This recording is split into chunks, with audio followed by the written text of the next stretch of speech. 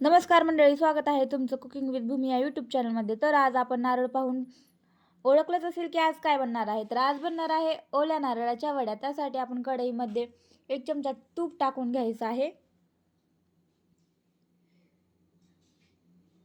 त्यानंतर त्यामध्ये आपण खवलेलं किंवा मग खिसलेलं किंवा मिक्सरमधून काढलेलं ओलं खोबरं त्यामध्ये टाकायचं आहे.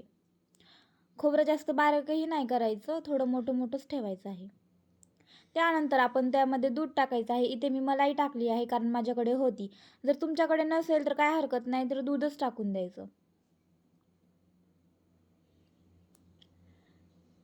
छान मिक्स करून घ्यायचं. त्यानंतर त्यामध्ये मी छोट्या छोट्या 2 वाट्या अशी साखर टाकली आहे. तुम्ही तुमच्या अकॉर्डिंग टाकू शकता. तुम्हाला किती गोड चालतं या आकाराने तुम्ही टाकून घ्या व त्याला छान एकजीव करून असं मिक्स करून घ्या.